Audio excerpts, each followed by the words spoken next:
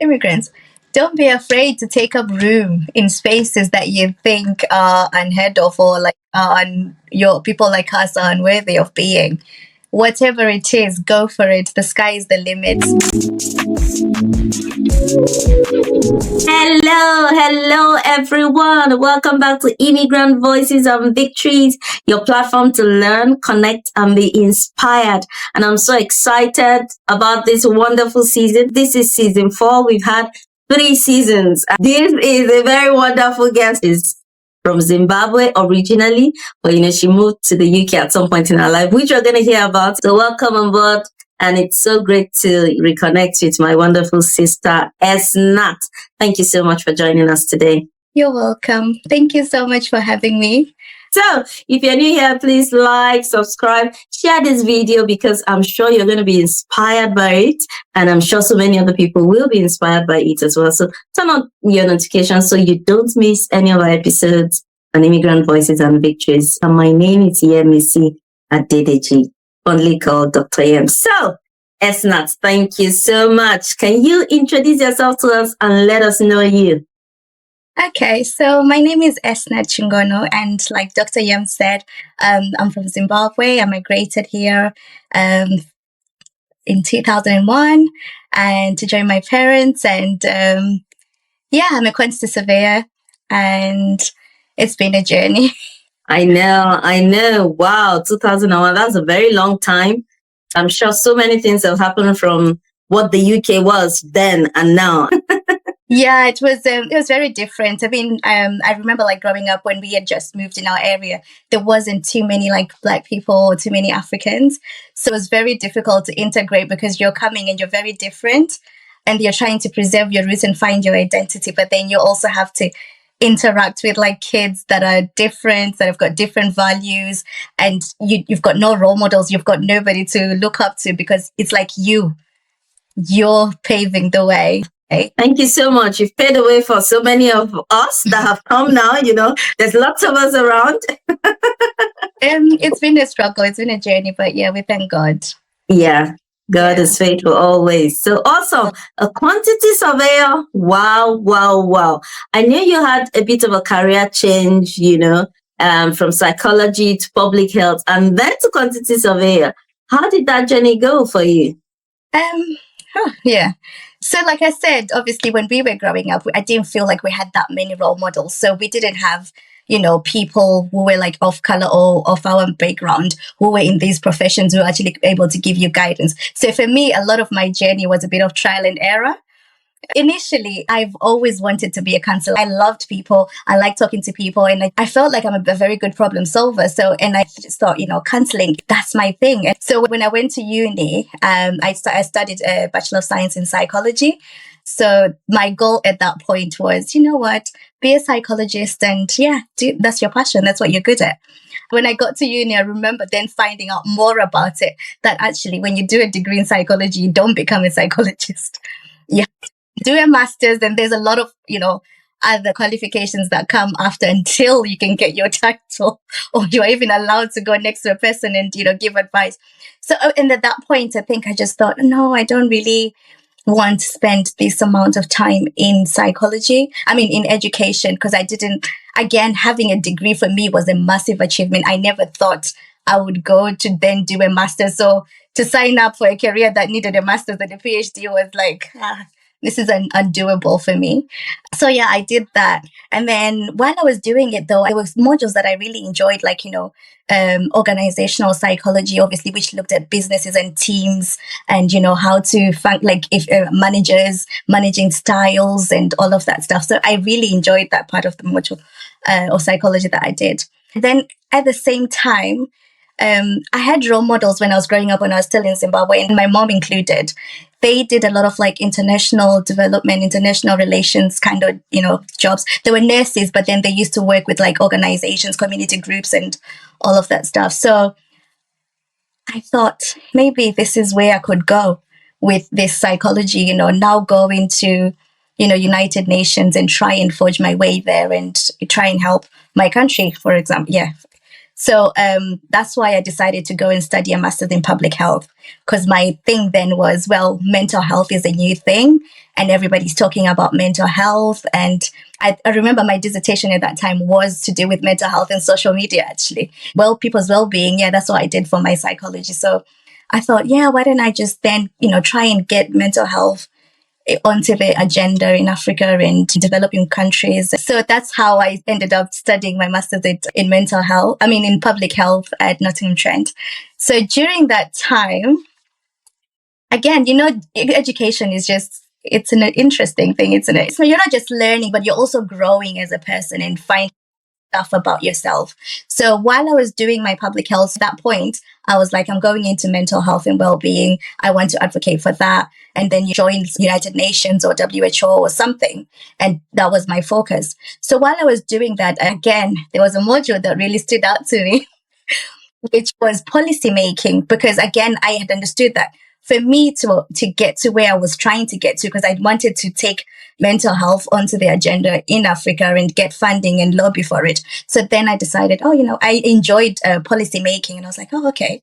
So this is what you need to do to get matters onto the agenda for them to be talked about. And then at this point, I was like, yeah, so policy making, that's how I'm going to, get to my goal of doing all these things.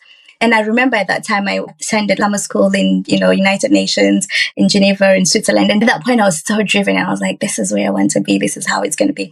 But that dream, again, it felt like it was unattainable, because I remember when I was trying to put in applications to go to the United Nations, and the competition was just unreal.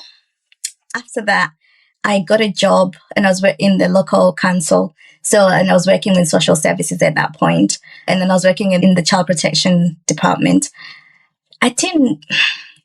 It was good. I was in the local council. So obviously, again, you're trying to understand how things are functioning at local council before you even get to government level and getting new issues. So I thought, okay, I'm building my way up. I'm getting there. Where I was positioned, I didn't feel that I could grow the way that I wanted to grow. Again, I needed to then, study some more or wait for a long time. And I felt like I was wasting my potential, because there wasn't really room for growth in that job. My mom was like, oh, let's start a business if you're bored. That's when I decided to join my mom. And then we opened a recruitment agency for care workers, at that time.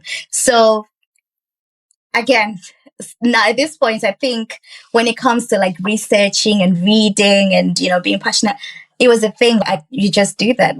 Those are some of the skills that you learn at school. So I would sit there and I would research everything. I would read about policies. I would read about, the interviewing, marketing, writing business plans, getting funds, getting all of these things. So and I would just read about it, and I was literally just doing it out of my living room. And then, so I picked up a lot of skills in terms of running a business from there, how to interview HR. I was doing the accounting, I was doing payroll a lot. Yeah. And so we'd run that business a little bit, but then I struggled with scaling up the business. At that time, again, when you're not doing things professionally, there's a ceiling to some of these things. So I needed to the next stage, but then I had my daughter at that time. And so obviously, again, as a woman, when you have a child, it affects you differently. You don't feel like who you were or you are. You just become a different person. So I remember I think my daughter was about 4 months old. And then I just thought, you know what, let me go back to school and do something. Because at this point I was like, I want a job. Being an entrepreneur is nice, but people don't tell you about the challenges that come with it. You're not sleeping. You're worried about paying people. You're worried about making money. It was a lot. And obviously having a child at the same time. So I was just like, this is not the life I want to live. Not right now. It's just not. So I was like, oh, wait, what kind of a job can I do now? That's going to be quick and that's going to get me paid. So I sat down and I was like, oh, let me just evaluate my skills and, some of the skills that I have and use the education that I already have. So initially I thought, oh, let me do project management. I had a friend at this point. She was like, no, we need to go into QSing, because QSing is actually quite good in terms of getting a job and it's on the shortage skill list. And it will be something. It will be nice. So funny enough, I applied for both. So I applied for project management and QSing. And then I got an unconditional offer for QSing and a conditional offer for project management. And I was like, maybe this is a sign. So yeah, I went into quantity surveying, and I remember, I think 3 months into the degree, I got a job offer. Yes, I applied for a graduate scheme because I thought to myself, let me start applying early and just get the experience of like interviews before things get intense. Or obviously by the time I graduate, I will know what it's like. So then I'm almost like guaranteed to get a job because I already had experience of interviewing and, all of that. But God just showed up for me 3 months into it. I got a job offer. So at least I could relax and just try and enjoy the course because it was quite intense. But yeah, so that's how I ended up doing quantity surveying and starting my job when I finished. Wow, you've got 2 degrees. I just love it, how your journey has gone from just that little you thinking I want to be a psychologist to career growth. And I love how you went through everything. I love it that you said, it wasn't just about being educated. It was about that you were evolving at the same time and growing. And that is very, very important. I'm sure, mommy must be very excited that you never even gave up on anything at any point in time. You just kept on going for it. Yeah, I mean, my thing is, I think there were times when I kind of felt ashamed, like, oh my God, I can't tell people I'm back at uni again, because they're going to be like, you're always studying, like, what's wrong with you? But then I was reading something, or somebody must have said this to me, like, you know what, no education is ever wasted. I look back at my interview from when I went into graduate schemes. I mean, anybody who's done a graduate scheme, they know that those interviews can be very, very competitive and they can be very intense. My interview literally, it was like handed to me on a platter because there was everything that I had done. It just fulfilled every competence I needed. So I'd run a business. So everything about business I had done, they were asking me, and that was what it is. And then again, this is so weird. So people don't understand the connections. Like, how did you do mental health and psychology? Funny enough, on my interview on my graduate scheme, they were like, mental health is becoming very prevalent in construction. So if you were to how do you think you'll be able to change this or contribute to this? Bear in mind, at this point, I had done a dissertation in public health when talking about how to get policies onto how to get issues, onto agendas. It was just like, I've done this at master's level. I know how to get people talking. Like, we can implement it like this. It was just so easy. That's when you see how things just, mold and they join and they interconnect. So if you're out there studying a degree and you're tired of it, I think Esnath's story should encourage you that someday you might just get a job that you did not even expect, and every of those degree or knowledge will come into play. In fact, we can just finish the interview right now. I am inspired already. Yeah, I mean, when I look at other people's journeys in comparison to mine, some people are very much gifted from when they finish their O-levels or their GCSEs. They already know what their path is. They're like, oh, I'm going to study this, and then I'm going to do medicine, and then I'm going to become a doctor. And it just flows for them. But some of us, we've had to forge our way, try things. But then I think one of the biggest takes again on that is it has made me very resilient. So now there is nothing that I feel like is a bit, undoable. I have done things that I have never expected. There were times when I didn't believe in myself and I didn't think, I could do this. But I've exceeded all of those things. And now it feels like things just land on my hands, but they don't.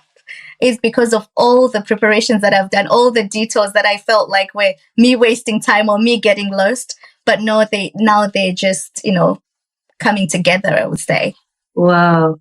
I love that. Now that I know that, you have a very good mental health knowledge, I'm so excited to ask this next question.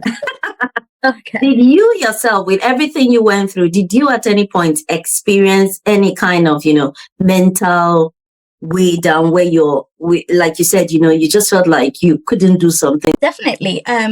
I think, any immigrant that's come into this country, they can tell you the pressures that come with it.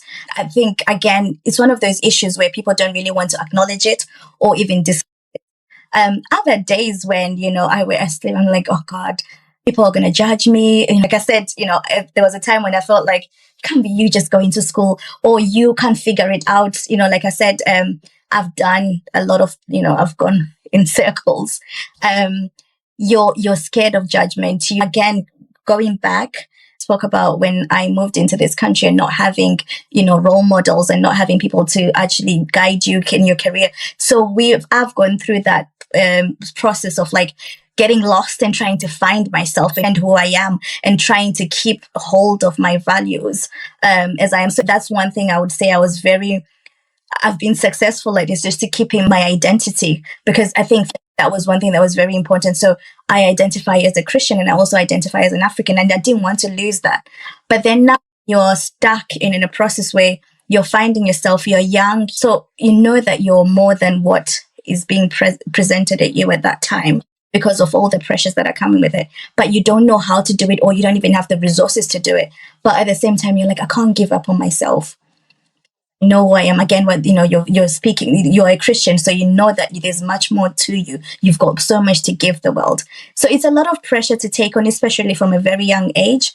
So I remember, like, when we went to school, they would ask us questions like, oh, you're ethnic minorities, so maybe how many people have gone to university in your house? And they almost don't expect you to go to uni, or they don't expect you to do well because you're from a BME, you're going to be from a lower social class because of your race or where you are. They would offer us all these, awkward courses like, oh, beauty, go and do beauty therapy, go and do all of this. And you're like, this is not who I am.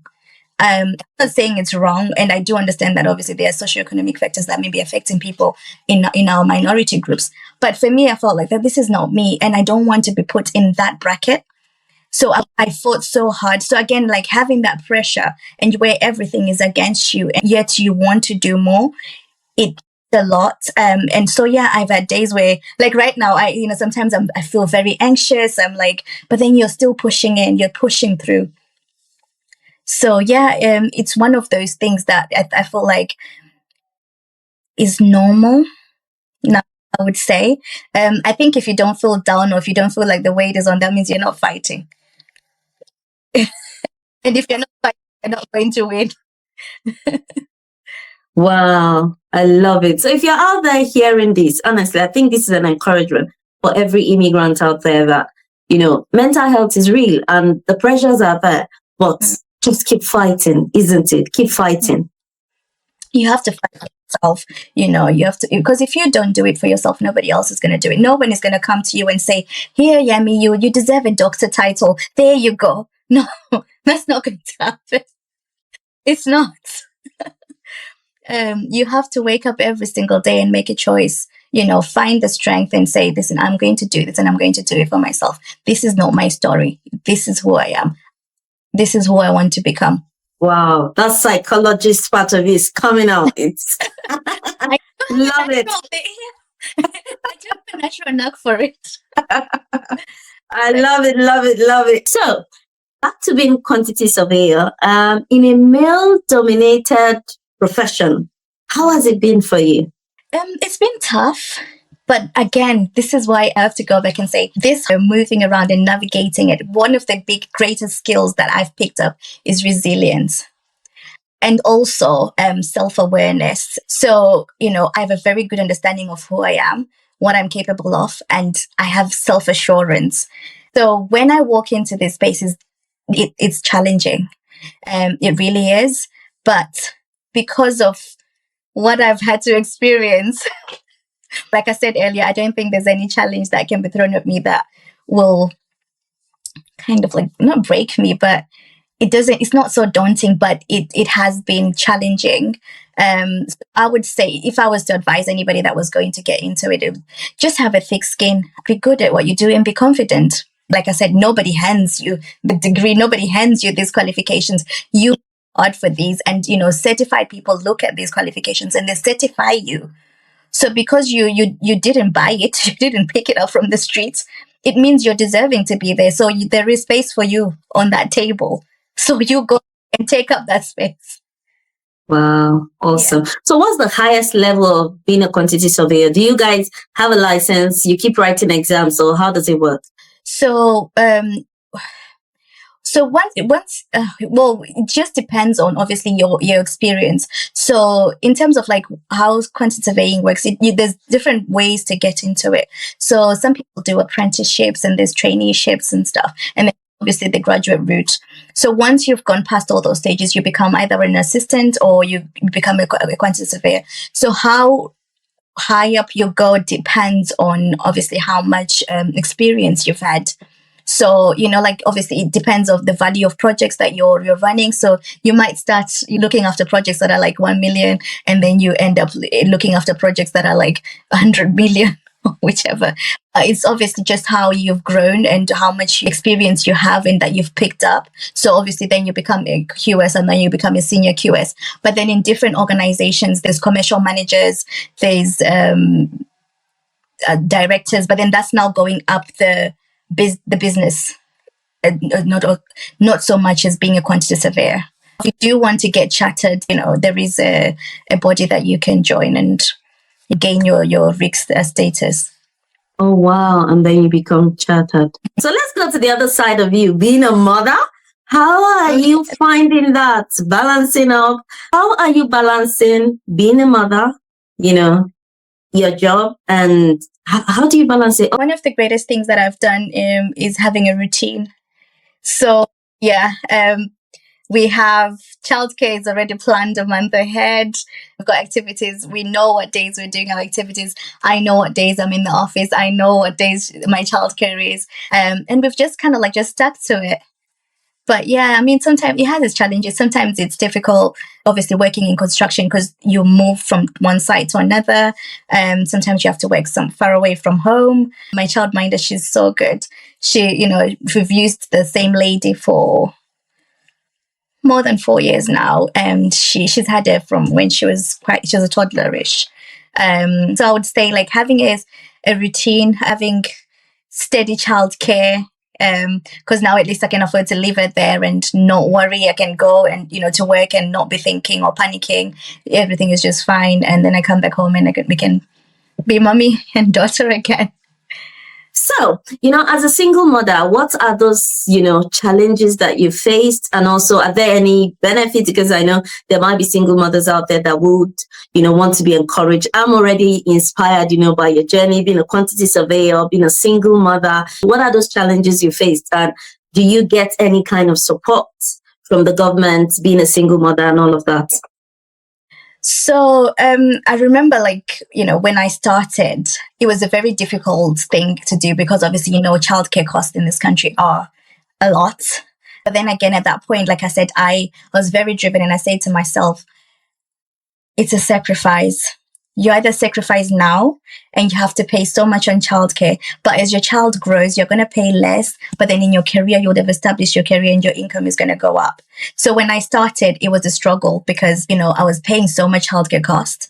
I think at that point, the government would say you'd get about 85% of your, I think you'd get 85% of your childcare costs back. Because with the government, the way that they I don't really remember what it was then, but they have a threshold. And I think in construction, we would go over that threshold. So I didn't qualify for any benefits or anything like that. So I had to pay for my childcare. Yeah. So, but then they would subsidize a bit of that. But it was still a very difficult time because that meant a very large chunk of my income was going on childcare. So it's one of those things where obviously as I've grown up in my career, it was one of the sacrifices I made to do it then and grow and obviously get experience and just try and get ahead because I knew that, at some point my childcare fees are going to go down and my career at that point would have got to a level where you're making more than what you're actually spending. So, but it wasn't an easy. Do you have any word for any single mother out there struggling to, juggle life? Thank God for you, your career and all of that has helped. But there are people that, they've not been able to move further with their career because they are single mothers. There are immigrants that have come to this country that unfortunately have become single mothers. There are people that have even divorced, all of that. What word of encouragement do you have for a single mother out there? I think one thing I've also learned in life is, there's a price to pay for everything. Nothing comes easy. Like I said, I had to make the sacrifice of spending so much of my salary to be able to get to a position where now my daughter goes to school. She goes to a childminder a couple of times, but had I put my career on hold at that time, right now, when she's now going to school, I would now having to start, think of the opportunities that you've missed, and obviously starting at this point, you're aging. There's certain things that you might want to, you might not have time to do. No, opportunities don't stick around. They come and they go. They might never come again. But what I would say to single mothers is, find strengths. Don't do it. Don't just do it for yourself. But I mean, just do it for your kids, but also do it for yourself and for your own being. Just because you're single and you're raising kids, it doesn't mean that your life is over, or that you're not a person that deserves good things. You can restart your life. You can pretty much press the reset button and start again. If it means you're going back to school to go and get your GCSEs, go back, do it. Because the way I always look at things is, let's just say I die at what? I'm going to die at 80. I look at my age now and I'm like, so if I'm going to die at 80, I still have more than 50 years to go. What am I going to be doing in those 50 years? If I take 5 of those years to go back to school, no matter how far you have to go back and establish myself, that means I will still have at least 40 years to enjoy a career, be fulfilled. Even if you don't wake up until 80, you still have, if you want to stop at 60 or 50, you still have a bit of, even if you can have a 10-year career, that is significant. So you will die happy for more than anything.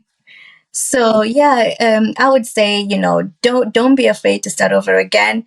Circumstances happen. What's the word? When they throw lemons at you, you should make lemonade. Exactly. It's not too late to start again. And she just said, reset the button. Press the reset button. Start again, love again, live again, and just enjoy life. And I love it, She said, die happy. None of us pray to die young, but once you have God, you know that you're living in eternity, isn't it? Exactly. So looking back, is there anything you wish you knew, or you wish you would have done better in your journey? I think I would have not doubted myself as much as I did. Because in as much as I like, you might look at me and think, oh, you've done all of these things. I feel like this is a watered down version of me. There was more things that I wanted to do and I could have done, but I've held back so much. And I think now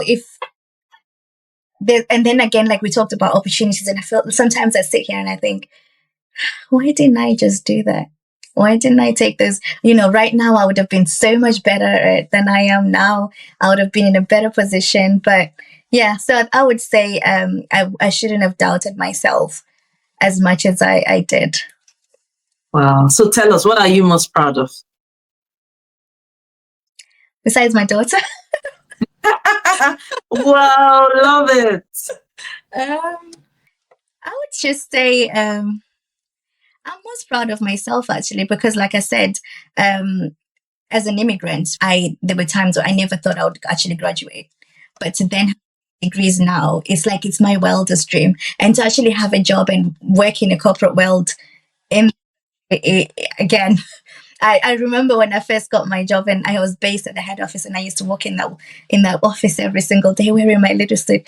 And I was like, I wish my grandparents could see me. Like, I don't think they ever thought their descendant would come and walk in these offices where, there's no person of color, there is loads of men.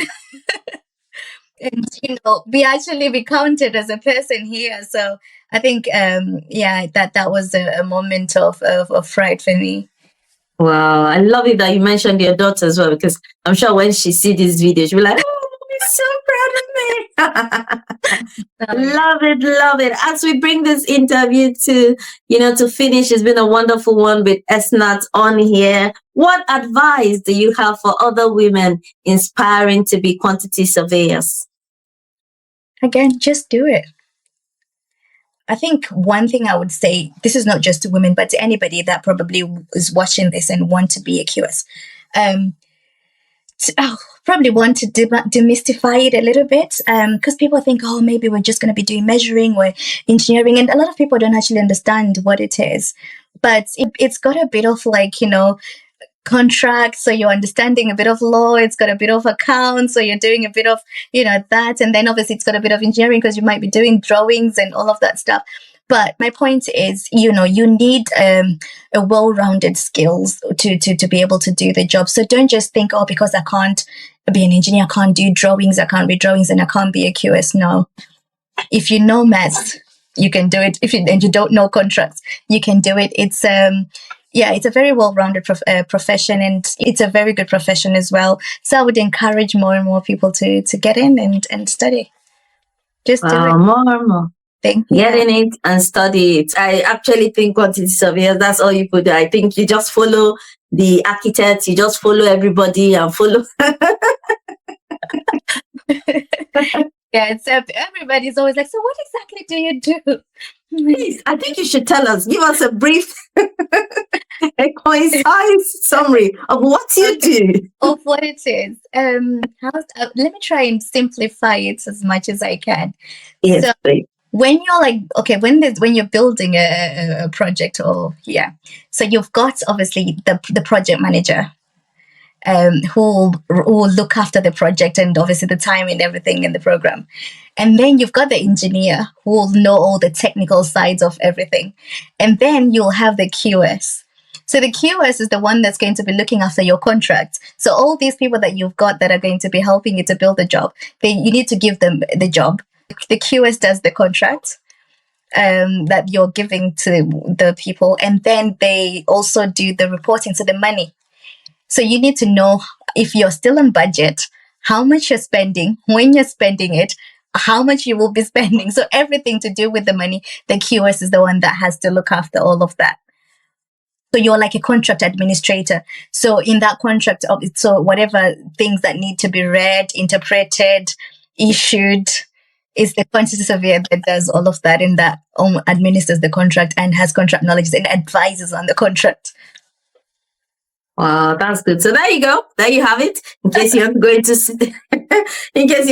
QS. Oh, this has been a wonderful, wonderful interview. What a way to kick off season 4 with such an inspiring journey that is indeed an evidence of diligence, consistency, persistence, and I'm sure trust in God, because, Esnath said something in this interview that she just didn't want to lose her value as a Christian and as an African. And then one last question we always ask our guests. What is your advice for immigrants in the UK? Immigrants, don't be afraid to take up room in spaces that you think are unheard of, or like your people like us are unworthy of being. Whatever it is, go for it. The sky is the limit. Like we always say in this channel, no limits. So the sky is your starting point.